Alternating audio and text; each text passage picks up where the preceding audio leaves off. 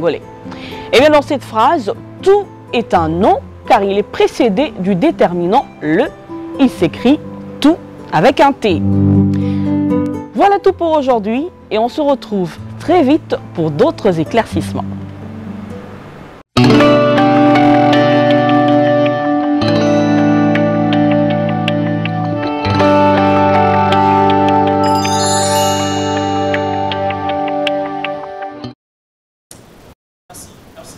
Grâce Marie-Michel Moutonkolé pour cette leçon des français très important pour l'usage de la langue des Molières qui nous complique de temps en temps, c'est pas facile. Et alors le baraba français, la TVR mon surtout sur moi ils ont ma casserise même mikolo au côté na malili, mutu za moi kimia quand même ba moi kimara bien. Voilà, allez. On va passer bien sûr à notre invité, monsieur Patrick Onoya. Il est bien sûr, on le reçoit dans la casquette de libre penseur, mais c'est quelqu'un qui aime bien évoluer dans le secteur de l'entrepreneuriat de jeunes. Il a plusieurs tribunes, mais pourquoi avoir plusieurs tribunes dans l'entrepreneuriat? Qu'est-ce qui les motive? Nous allons d'abord chercher à en savoir un peu plus sur l'homme. Bonsoir et bienvenue. Bonsoir, merci. Et bien voilà, aujourd'hui on vous reçoit en tant que libre penseur, mais vous avez un penchant à l'entrepreneuriat des jeunes. Mais pourquoi?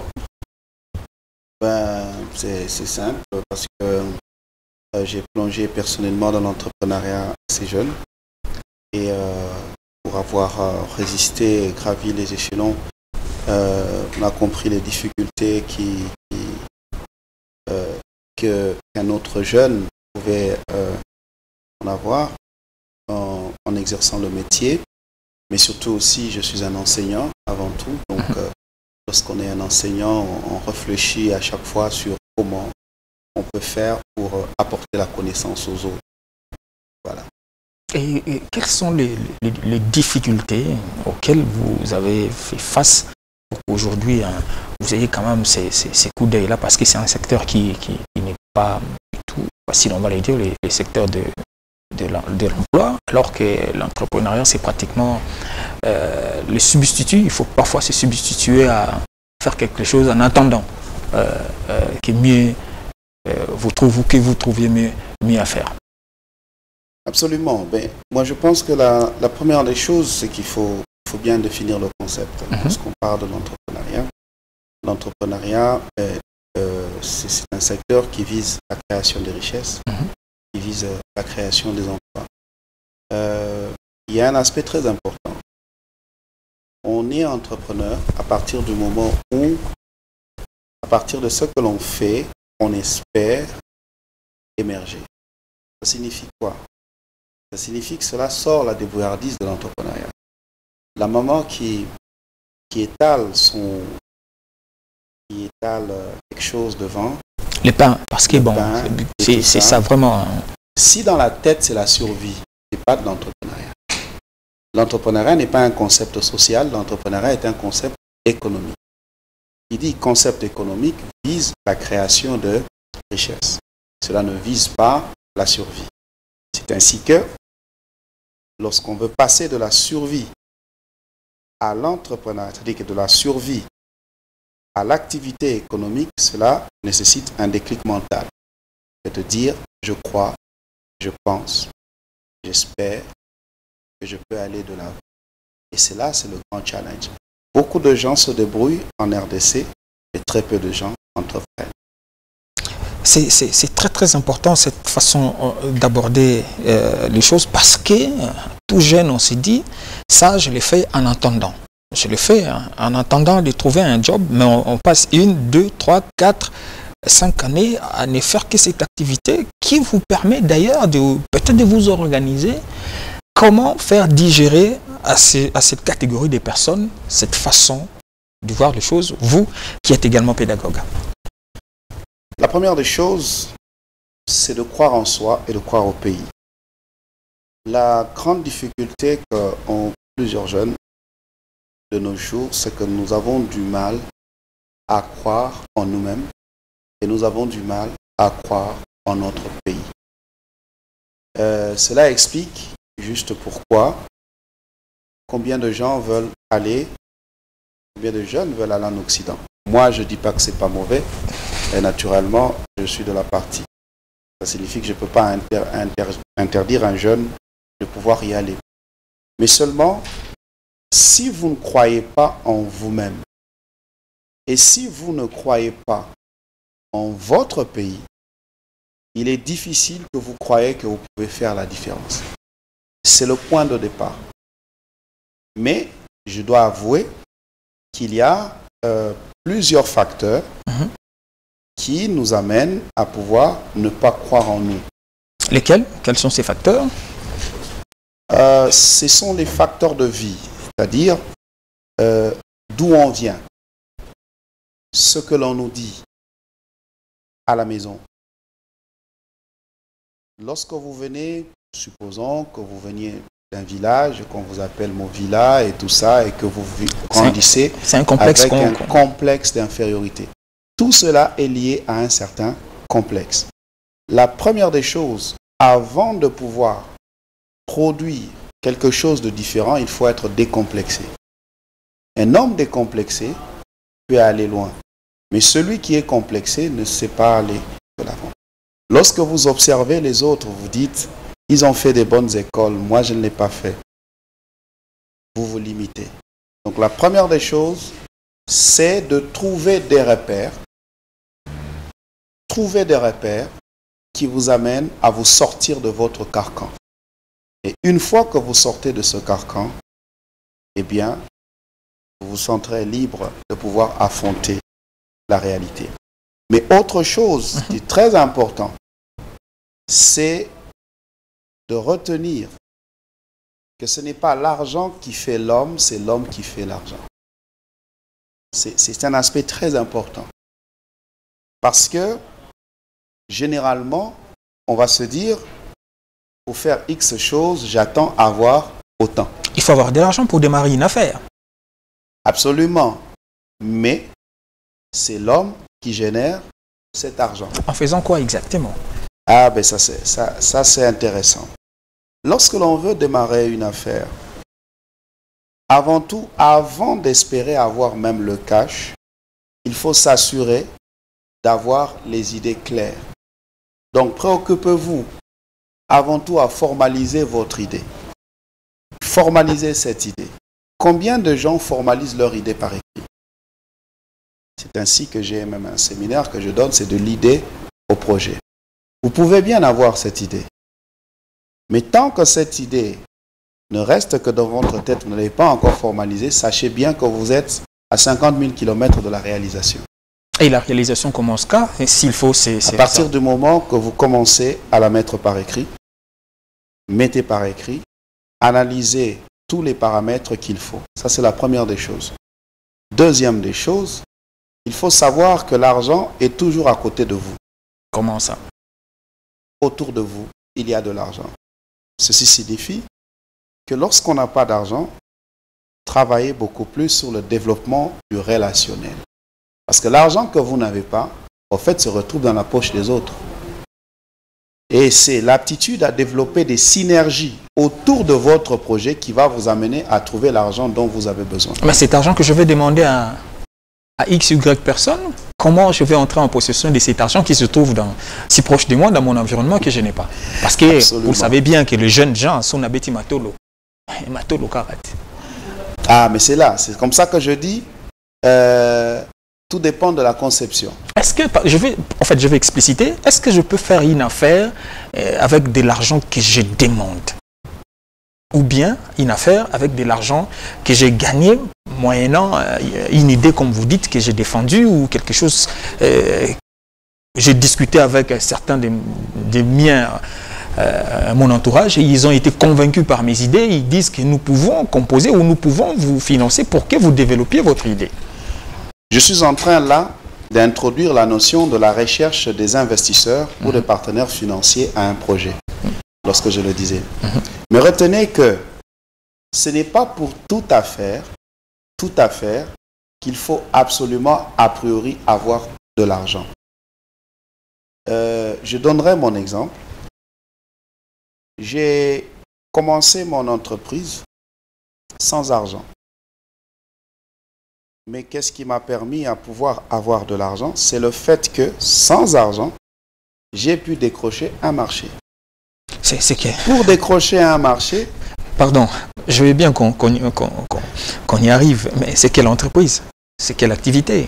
C'est une entreprise d'ingénierie, c'est une entreprise d'exécution des travaux. Ça signifie que lorsque vous êtes informaticien, lorsque vous êtes électricien, lorsque vous possédez par exemple un métier, ce métier-là peut vous aider. Partant de ce métier, vous pouvez créer une entreprise. Ça signifie en ce moment-là, c'est le savoir que vous avez qui devient votre richesse. Le vrai problème dans l'entrepreneuriat, c'est la possession d'une richesse. Recherchez une richesse. Et c'est cette richesse, vous allez développer maintenant une synergie autour de cette richesse. Possédant un savoir-faire, à travers un réseau de relations, j'ai pu avoir un marché. Mais ce qui manquait maintenant, c'était les moyens pour pouvoir exécuter le marché. C'est en ce moment-là, sur base d'un projet bien ficelé, parce que les choses étaient claires, j'ai pu avoir les moyens autour de moi. Ça signifie quoi? Ça signifie qu'on peut comprendre qu'en matière d'entrepreneuriat, on a deux types d'entreprises. Une première catégorie, c'est celle qui est la production de biens, et une deuxième catégorie, c'est la production de services. Dans la production des biens, c'est à ce niveau-là qu'on a réellement besoin d'un capital parce qu'on doit acheter de la marchandise. Mais dans la production de services, c'est un savoir. C'est un savoir que l'on doit acquérir. Il faut se mettre en évidence. Oui, c'est un savoir qu'on doit acquérir et qu'on doit offrir. Donc, ceci dit que si on manque l'argent pour se procurer des biens, au moins recherchons le savoir qui convient pour produire un service. Donc, vous voyez, lorsque vous commencez à réfléchir tel que nous le faisons, vous comprenez que quelque part, on peut commencer de zéro. Vous avez, j'aimerais bien qu'on s'attarde sur votre exemple. Vous êtes parti de zéro, vous avez obtenu ces marchés, et ces marchés vous a procuré de l'argent. Absolument. Et c'est sur base de l'argent des marchés que l'entreprise s'est organisée. Mais avant tout, l'entreprise était quoi? L'entreprise, c'était mon véhicule, c'était l'ordinateur, c'était l'imprimante que j'avais dans le véhicule. À vous entendre parler, c'est que vous possédez déjà certains biens, certaines choses qui vous ont permis, qui vous ont facilité la tâche. Moi, je suis bredouille, je n'ai rien. Je n'ai pas d'ordinateur, je n'ai pas de véhicule, comme vous le dites là. Je commence par où?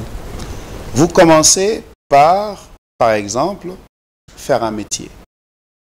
Commencez par faire un métier. J'ai fini à l'université, il faut que je redescende encore faire un métier. Ce n'est pas descendre. C'est là la question. On dit qu'il n'y a pas de saut métier. Retenez par exemple un pays comme les États-Unis. Les millionnaires, les entrepreneurs, ce ne sont pas les universitaires. Ce sont ceux qui ont fait les métiers. Mais nous, on nous envoie à l'école pour étudier et gagner la vie et devenir un patron. C'est comme ça que nous disons que la première des choses, c'est le déclic. Parce que l'entrepreneuriat vise la satisfaction d'un besoin. Il y a un besoin. C'est ainsi que dans les formations que je donne, je parle n'est-ce pas, du dilemme entre l'eau et le diamant. L'eau et le diamant.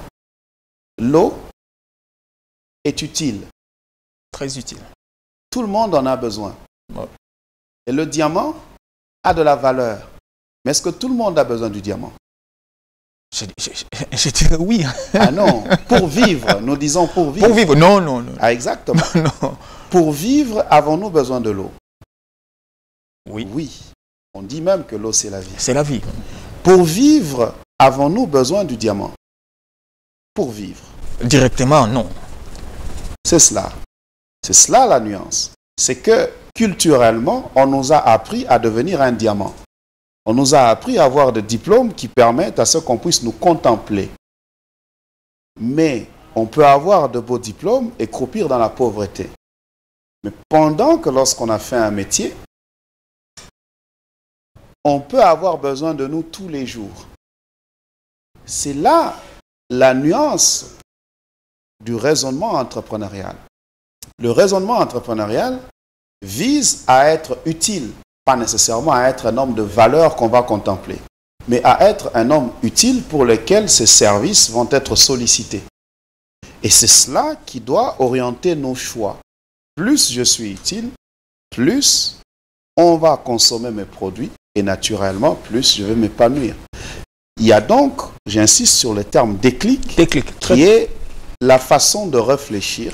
Il doit y avoir un shift du prestige des études que nous avons l'habitude de faire vers notre utilité dans la société qui peut faire de nous des entrepreneurs. L'environnement, certainement vous observez l'environnement de la République démocratique du Congo. À combien de pourcentage estimez-vous la prise en compte de ces tableaux que vous venez de peindre?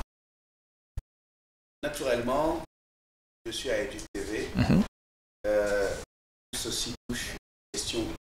Voilà pourquoi vous nous invitez. Ouais.